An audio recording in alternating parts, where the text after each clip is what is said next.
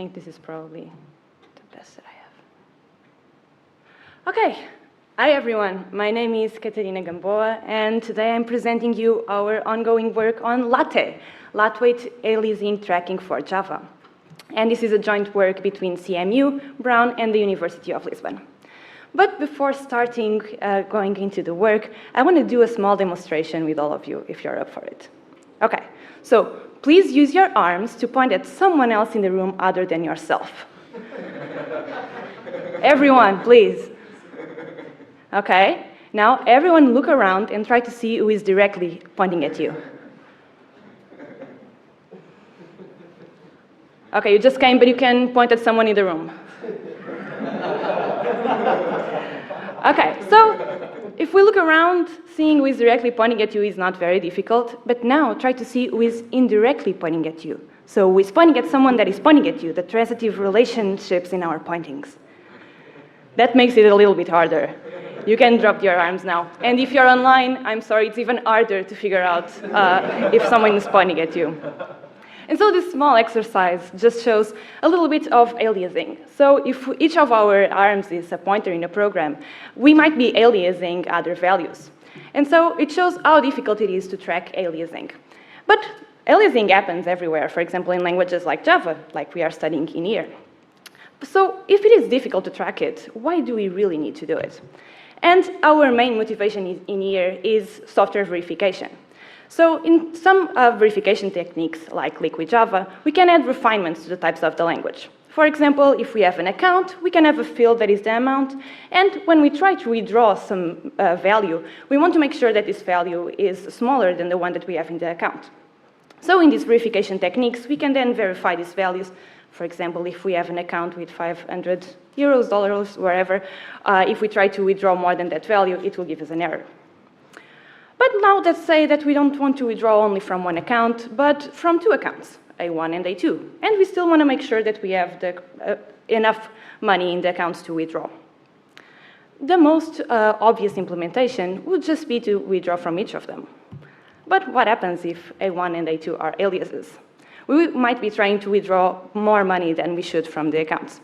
Therefore, to be able to track these aliasing properties and to be able to verify these programs, we need to be able to track aliasing. And so our main goal in this work is to track aliasing with precision for verification in Java.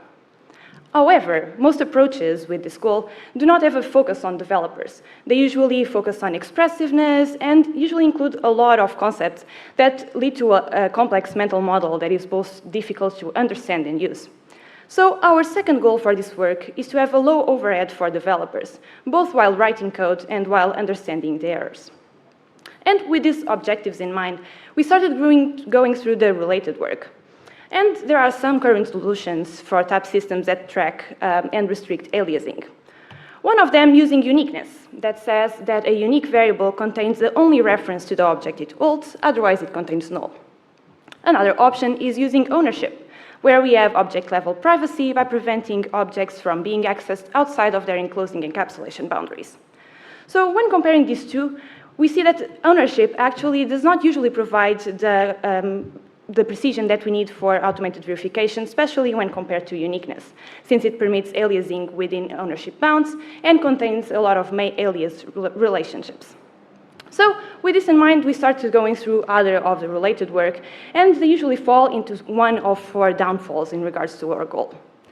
The first one is that many approaches use specific language features that are actually not present in Java, so we actually cannot use them. For example, La Casa adds uniqueness to the Scala language using object capabilities, but they don't really have this in Java. When we think about ownership, obviously Rust comes to mind, but it also has some features that are just not present in Java, like borrow checking and immutability. There are other languages that include some move semantics, and other languages include destructive reads, where when we try to read a variable, for example, it automatically destructs it, making it difficult, for example, to query information about a unique object without losing it. And to try to come up with solutions for some of these problems, there are other approaches like alias burying that tries to solve the destructive reads problem. But by doing that, it also introduces other problems, like breaking common patterns and modularity, since it exposes some implementation details. Then there's a lot of other approaches that have a large and complex set of abstractions that developers need to understand. For example, even for Java, Alias Java has ownership with parameterization. And then there are approaches with new languages that try to join a lot of different aspects or concepts, like ownership types, linear types, and regions that are very expressive, but are not so easy to understand by developers. There are also other approaches that depend on runtime checks. For example, this work by Milano et al. Aims to have a low annotation burden, which correlates to our initial goal, but then still depends on runtime checking. So, after reviewing all of this related work, we decided to bring some more points to our initial challenges. So we still want to track aliasing with precision for verification in Java, but now we also want to make sure that many existing projects that are already in Java will still run. So we want to make no changes to the language semantics, compile existing Java programs, and so that developers don't need to relearn or change their habits, we want to support common patterns. On the side of low overhead for developers, since it has been a difficulty to make them understand what's going on in the languages, we want to have a small set of invariants that are easy to understand, a low annotation burden, and useful error messages. And with this all in our mind, we go to our approach, Latte, that tries to add unique references to Java, where no two references in the heap point to the same unique object. And then we can do this by adding some annotations to the code. So we have these three main annotations, shared, unique, and owned, that can be added to fields or parameters of methods. So the first two can be added to fields and parameters, the last one only to parameters. Shared is our unrestricted aliasing annotation, that is just the default in Java. Then we can have the unique annotation that says that a value is not referenced by another field or unique variable. And then we have the owned annotation that says that something is unique in the local context, but owned by a calling context, which is similar to borrowed in other languages. And then, aside from these annotations, we try to do alias tracking in the stack. And now to introduce some of these concepts with an example, we will see in here some parts. So, on one side, we have some code to explain what we are doing, and we have also our typing environment. So if we have no annotations, we'll just say that this variable is shared, like it is happening in our field A. Then we have this field B that has the unique annotation, so we add to our typing environment the unique B. And now, when we have a method, we will see how we can do the local alias tracking in our typing environment. And to help with this, on the corner, we will also have this aliasing graph so that it's easier to understand what's going on. So starting with the signature, we have this on this. So in our context, we will also have it, and also in our aliasing graph. And then when we create a new object, it will just stay with the bottom type so that we don't know, because we don't know anything about it. And then when we say that C is equal to this.b, we will create an aliasing relationship between C and this that will be showed also in our typing environment. So this just showcases some of the concepts that we are working with. And now we are going into a slightly more complex example with a stack that has unique references. So let's say that we have this node with value and next, and both of them are unique. So when we can have a constructor of this class, we'll just say that both of the parameters need to be unique so that we can assign them without problems. And now we have our stack that has a root that also needs to be unique, and the constructor is just similar to the previous one. But now we can look at the push method and see how we can still verify that the unique references stay unique. And an implementation of this method would just be to create two nodes, assign r to this.root to null, and then create the new node with the two values and assign root to this one. Don't worry, I'll go through it slowly in a minute. So, starting with the initial part in our signature, we will have the two parameters in our typing context, the this and value, and also appearing in our aliasing graph. Then when we create R and N, they will both be with the bottom type as we saw in the previous example. And now, when we say that R is equal to this dot root, we will add it as an alias in our typing environment, saying that R is an alias to this dot root. After, when we say that this dot root is equal to null, we can see that there is no relationship anymore. Since this dot root does not have a value anymore, we can say that R is now unique. So when we try to invoke the constructor of node, we know that both value and R are unique, and so we can use them. When we assign this new value, it will also be unique, since the constructor gives us a unique node. And when we try to assign this dot root to N, it will create a new aliasing relationship in here afterwards. And this is just a small explanation of what we are doing here. Since this workshop is more focused on the human aspects, I'm not going into more details. For that, we have another talk in iWaco on Tuesday, so please come to learn more about the details and the formalization that we did on featherweight Java. So going back to the initial challenges that we had, now we can track aliasing using uniqueness annotations, inference for verification in Java, for local variables and aliasing tracking in the stack. And then we accomplished to have no changes to the language semantics and compile existing Java programs using annotations in Java that are always optional and the default of the shared annotation. We can also support some common patterns by having the local aliasing inference and tracking within these local parts. For the low overhead for developers, we managed to have a small set of invariants, basically only the one that I told you before, and there is a low annotation burden. We see in here that there are 3 annotations, but one of them can even be a default, so omitted, and we have local inference and annotation defaults. But there are still some parts that we are working on. So for our ongoing challenges, still in the part of aliasing tracking, we need to investigate the expressive power of our approach to see what kind of programs we can write with this kind of approach. Also, we want to integrate it with other verification techniques. Our initial motivation for this work was indeed liquid Java, but the idea is also that we can use this approach within other verification techniques that depend on aliasing tracking in Java. And then on the side of the low overhead for developers, the last point that we started with as one of our challenges is still not answered. Although we have tried to make some design decisions that go through the point of having better error messages, we still need to see if they are really more easy to understand. We need to investigate the usability of our approach. So our design is focused on improvements for the developers, but we still need to really see if this is what is being accomplished. And also we want to see some possible IDE integrations. And with this idea, I got some topics for discussion that I think could be interesting for this community. On the side of we can evaluate the usability of Latte, we were thinking about using it maybe as a standalone so that it can be integrated into other verification tools, or is it better to evaluate it already into a verification tool like Liquid Java? Or is it better to compare with other techniques that already exist for aliasing? On the other hand, we have seen some popular IDE integrations that could be helpful for developers to understand better what is going on with the aliasing and the aliasing tracking. So what kind of IDE integrations would be interesting to explore?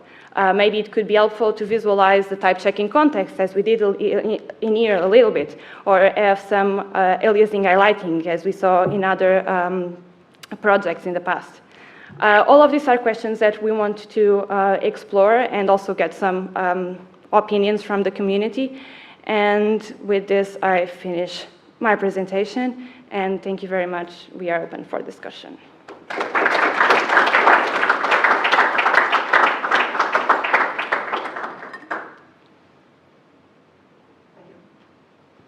Thank you. Questions?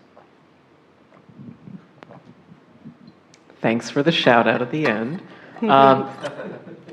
Is this approach, how do you deal with calling contexts? Is this a whole program analysis? Is it modular? You know, if a function returns a pointer that could alias one of multiple arguments, how do you know like, where does that information of which argument it aliases get stored or tracked? Yes, so all of this is still very ongoing. So some of those problems we are still not checking at some point. So right now, we could use some of those annotations to say that something is still unique after the invocation or not.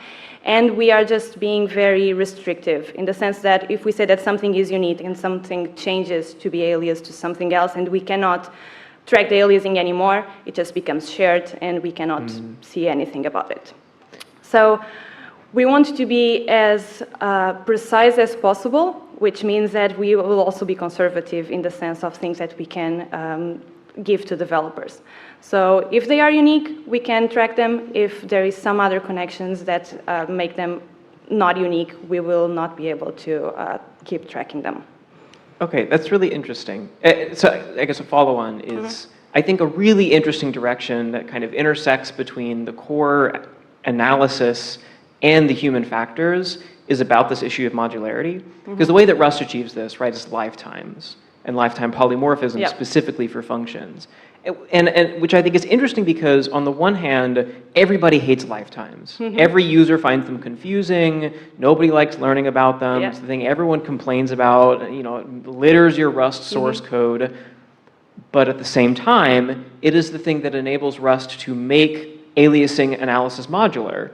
And that enables the localization of errors. It enables the encapsulation of the alias analysis in a way that I haven't really seen in any other production-grade language. And so it's a very interesting trade-off. And I think one thing that would be cool to investigate here, right, is if you, basically either are there alternative mechanisms that are more lightweight for doing the analysis modularly, or if you're doing a whole program analysis, what are the human factors of that? I've never really tried programming in a language where I had a whole program analysis running the whole time, and because that also introduces issues of, you have now this global set of dependencies, and you have, what's the cognitive dimensions term? It's viscous or it's not viscous. I don't remember which one, but it's like, you have the very non-local dependencies. You change one thing over here, and it causes spooky action at a distance. Sorry, I realized this was just more of a comment than a question, but I just wanted to point out that, I think as you're thinking about this, that's really, I think this work is most interesting from a human factors perspective if you don't fix the design and then say, well, now is it usable? I think one of the core questions to really ask here, especially in the context of something like Rust, is could we get a similar mechanism that's way easier to use but has some similar modularity properties? And yeah, we should keep talking about it. I'll be curious to see what you end up resolving and where, what the limitations are and stuff like that. Yeah, and that brings a big question about the trade-offs between expressing a lot of different things and keeping it simple for developers. And it's something that we've been trying to mix a little bit. And we still need to also see the expressivity of our approach. So maybe when we'll start doing more complex programs, we will find that, well, maybe we need to add some more aspects that we have not seen so far. Yeah. So definitely we will have to consider all those possibilities. Yep. Yeah. Thanks. Great talk, thank you. So another maybe simpler pointer analysis that you can consider is just nullness, is the pointer null or not? And what I found in doing this in practice, trying to, because one of your goals that you expressed was that you can do this on existing code without having to go through and annotate every single thing. So you're like, oh, we can use a default. But one problem that I've found in practice when doing nullness analysis and having a default annotation is what should the default be? And the interesting thing that comes up, and so this kind of builds off some work on combining gradual typing and program analysis from before, is that you kind of want the default to be different depending on whether people have thought about your tool or not. So in particular, in code that hasn't been written before, maybe you want the default to be something that is permissive in a way. I don't know. It's if you haven't been thinking about the tool before, maybe you want the default to be, oh, it's probably could be null or not, or maybe either one, and we're going to not always check. And then if you go through a file and you're like, okay, somebody's gone through the file and written annotations for this, now the default switches to be something that's more strict. And you kind of have this like gradual migration path of maybe like default is different per file or per class or something. I'm curious if you thought about this and how it relates to the human factors aspect of your work. Yeah, we did not think about that, and since this is ongoing work, thank you for all the suggestions. Yeah, for now we just said that the default would be that all variables and fields are shared, since that's the thing that usually happens in Java when no one is caring about it. It's just everything could be shared, so we don't really care. And the idea was to, then if we want to analyze some parts, we will add unique annotations to make more precise verification on those parts. But that's certainly interesting, and we could look into it. Thank you. Thanks. Thank you. Cool talk. So I'm going to present another closely related work at Iwaco tomorrow, or not the day after tomorrow. So I look forward to talking to you in more details. But right now, I wanted to ask one question, so that might has already been mentioned. So if I understand correctly, your system tracks kind of 3 levels of aliasing levels. First is unique, and the second is path equivalence between the aliasing between 2 paths, and the third level is shared. And there is something in between here, which is like if you create a component object from 2 other objects, then that object might alias 2 other objects, which kind of is a more complex relationship than just aliasing between paths. So I wonder, I understand it's still ongoing, but I wonder, have you done some like real-world evaluation to see why this design choice would be better for the balance between usability and expressiveness? So when you put the real-world word in there, the answer is no. Okay. That's still something that we have to do with to identify the expressive power of what we have. And yes, right now we are having the aliases with the paths in the graph. Maybe in the future, if we have some other more complex examples, yes, we will need to expand it. But also, we want to keep this approach simple and as easy to understand as possible, and again, to be conservative so that we can get precise information, also to help in the error messages that we produce afterwards. So yes, all those future paths are possible. We still don't know which way to follow, and if you have any thoughts or suggestions about other possibilities that we should include, we would love to talk to you about that. Yeah, I'm going back to the topics of discussion if anyone else has more questions.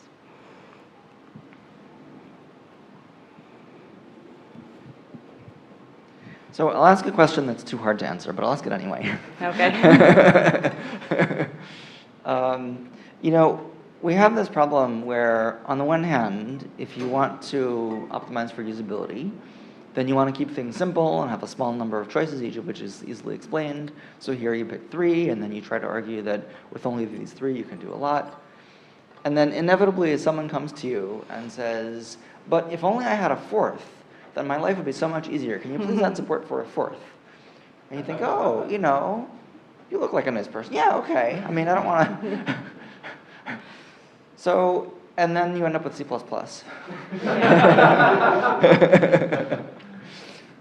So I wonder if there's a more rigorous way of thinking about these trade-offs, or if you've thought about like where you're going to cut off. Like, look, I'm stopping here. No more. You want more? You know, go use Lean or Cocker or whatever. You know, some other environment. You know, is there something we can pull from, you know, I don't know, like the field of economics that thinks about like cost-benefit trade-offs in quantitative ways? How do we think about this? Yeah, I also don't know how to think about this. The fact is that we see all this related work, and most of them you can give some even professional Java developer, and they will not be able to use them. So right now the idea is to have something that they can try to adopt. There have been some implementations of aliasing tracking in Java in the past, But the fact is that no one actually uses them. Maybe because they are still not in the point that they want to use software verification techniques or some other or to ensure some other properties. But right now, yes, people might ask for more things in the future, but maybe that already exists in some cases, and we could maybe direct them, well, look, if you want to use more, maybe check this other work that has been done. And in this case, we want to do it as small as possible. But when you talked about that, I also was thinking that it could be interesting to allow maybe different levels of annotations, depending, for example, on the expertise of the person. So it could be also interesting to see that we could start with a small set and then maybe extend with more annotations in the future if they are not needed in the initial phase, but maybe in the later one.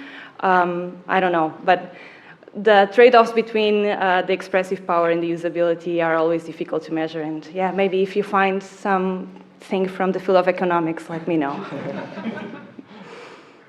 Do we have any economists in the room?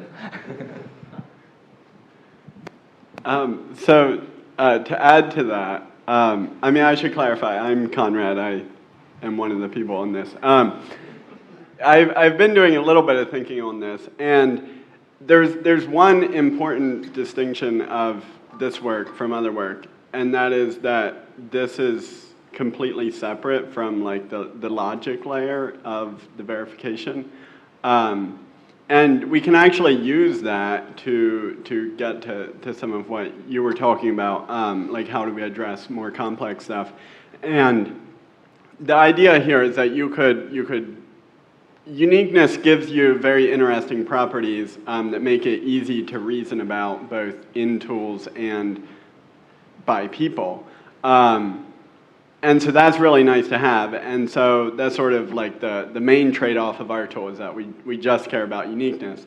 But then if you combine that with the integration here, we're like, our overall goal is to incorporate this into some general purpose verification tool, like liquid types. And then the idea is that you could specify more complex aliasing relations based on some, like you have like a unique container or a unique, something that tracks your, a simple state that then you can write more complex specifications about how that relates to the structure of other state. And I realize that is like very abstract and maybe hand wavy, but that's sort of how I think about like how are we going to push the expressive power of this is to couple it with some other reasoning techniques. And so, but I think that the core premise of this tool is that uniqueness is good and like all by itself, and it gets us a lot of what we want. So, yeah.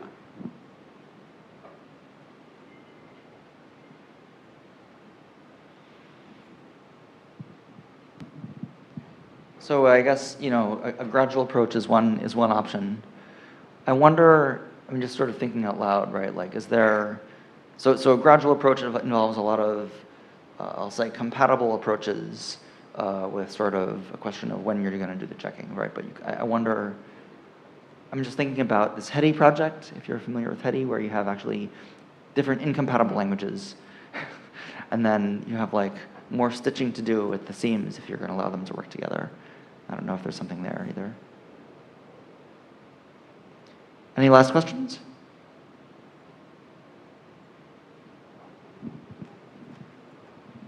So I have a question for the audience. One design thing that actually Catarina didn't talk about a lot, but that we've been thinking about is what our annotation that we use as owned. So in some prior work, that's called borrowed or lent in one of my prior systems, as Catarina mentioned. We're calling it owned from the point of view that it's owned by the person who passes the reference in, and then it remains owned afterwards, as opposed to unique, which feels more like a directional annotation. So that's the motivation. But I wonder, is it confusing? I mean, given that Rust at least talks about borrowed, should we be using borrowed? Are there opinions on that? Yeah, I have You think Rust is confusing? Oh, well, for Rust, I found it confusing. you found this confusing. Okay. That's just because it's an inherent clash of words, yeah. And Go, the language will call it not. So it's something in and something out, and that thing is unique. Mm. Anytime you borrow borrowing terminology, that's the problem.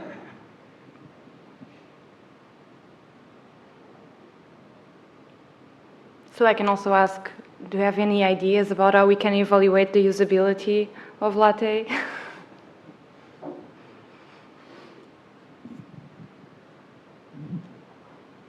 So I'll ask a question. What hypotheses do you have? Like, are there cases that you think are going to be better in Latte than in other systems, or vice versa? Yeah, exactly. We have a lot of options. That's a little bit the problem. We could try to compare this with other techniques, for example, in terms of having people use other techniques and use Latte and see if there is a correspondence and if it is easier. We could try to evaluate it by itself. The hypothesis would be that it should prevent more bugs and also be easy to understand. But we are not really sure how to do this yet. I'll just say, I think to me, one of the most interesting questions is, people will have to contort their way of thinking about how to write Java in order to fit with the contours of your static analysis. And the same thing is true in Rust, right? Something I think about a lot. How do people change their mental models to fit the rustic way of writing code for their specific alias analysis, which is based on lifetimes? And sort of the gap between how someone intuitively approaches a problem versus how the tool expects them to approach the problem, understanding that gap, and then understanding how hard it is for someone to cross that gap, I think are two of the most important things you can get at. So I realize I'm not proposing a specific study, but I think if you're just thinking about what kinds of questions, that to me is really the critical one, is what does it mean to change your way of writing software to work with the tool? Because you're going to have to do that. I was telling some folks just yesterday, there was a great post from Terry Tao on Mastodon about writing lean, and he was talking about like, oh yeah, this is totally not how I think about writing proofs. I used to be, I had this like great intuition for the theorem I wanted to write, but now it's like, which tool in MathLib do I reach for? It's just a completely different approach to like actually writing lean proofs, which probably isn't great. But anyways, there's lots of cases where you have to shift your mindset to work with it, to fit within the bounds of the static analysis, and characterizing that I think would be very valuable. Yeah, interesting. Thank you. Yeah. So we could continue a lot longer, but I think people might want lunch. So let's have one more round of applause. Thank you.